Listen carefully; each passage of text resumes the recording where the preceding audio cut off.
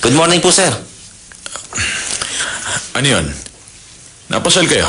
Nandito kami para sa checklist ng mga asset nyo. Nakapangalan to kay Mr. Chairman, tama po ba? Oo, kaya pwede na kayo umalis. Sige na.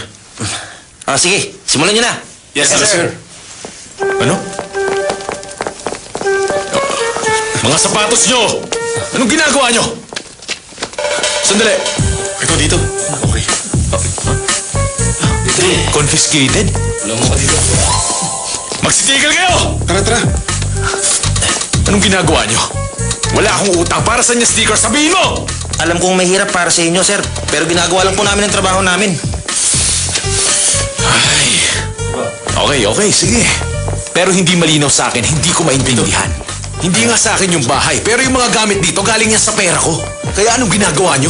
Binili po ito gamit ng credit card ng lolo nyo. Kasama rin po ito sa i-donate. Ano?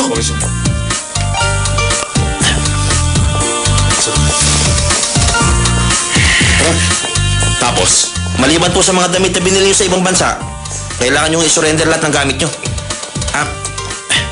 Pakitaas po. Ito pa, dali.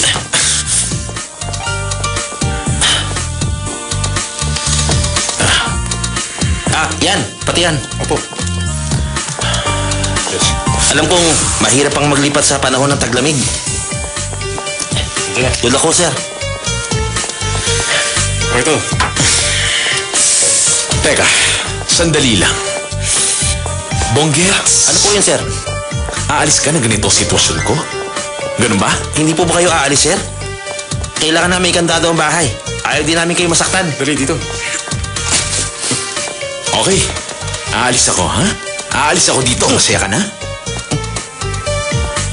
Pambihirang buhay ito!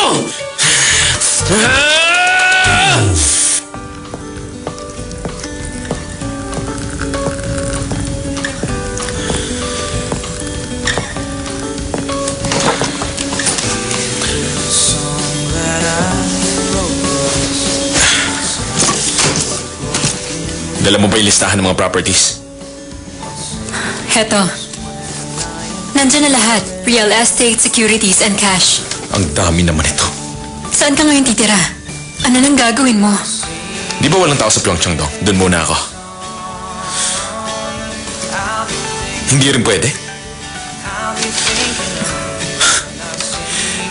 Sa Cheongdam Apartment, Gimpo House, pati sa Jeju Island Resort?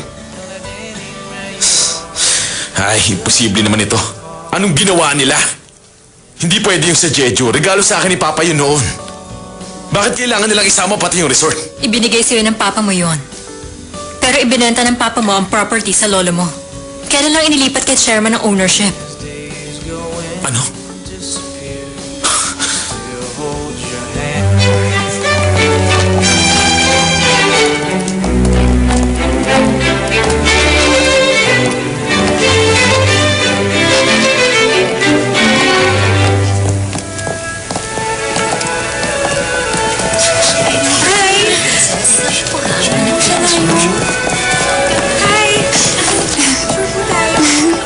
Hi. Mahal na prinsesa, bakit po headband lang ang binili niyo para sa sarili ninyo? Para kanino po ba yung iba? Para yun sa mama at sa kapatid ko. Ito lang ang paraan para maalala nila ako. Ako kasi yung baby sa pamilya. Kaya kahit papano, namimiss nila ako. Ganda mo, mahal. Hi! Salamat! Salamat!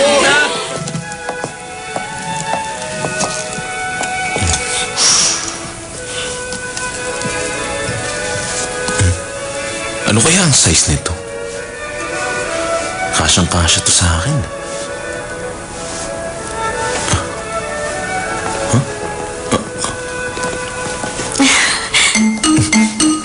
Anong ginagawa niya dito?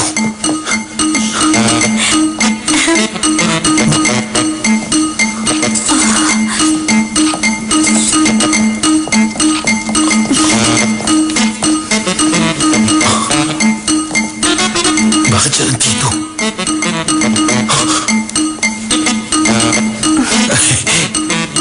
Huwag mo ko pansinin. Anong ginagawa mo rito?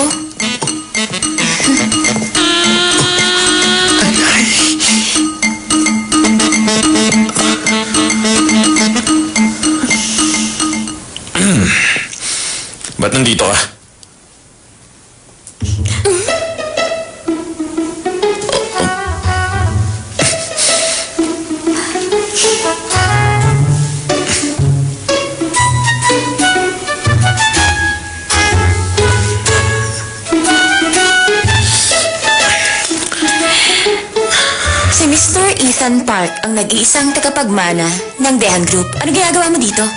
Ako? Nandito ako para i-monitor ang sitwasyon dito sa department store. Mukha namang bagay kayo. Tapos na pala ang official duty ko. Maiwan na kita.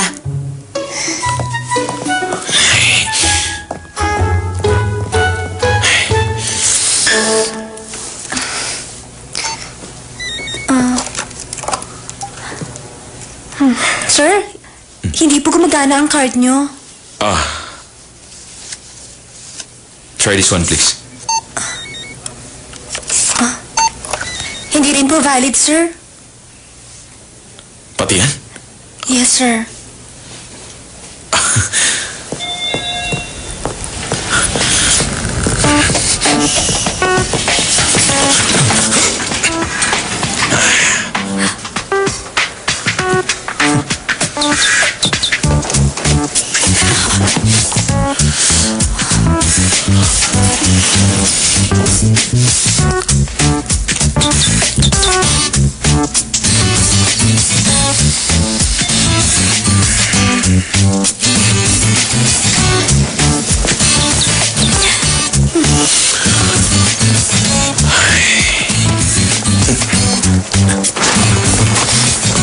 Akala mo kung sino?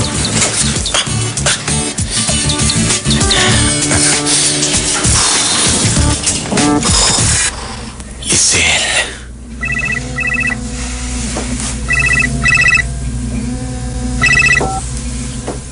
Yes, this is Ethan Park.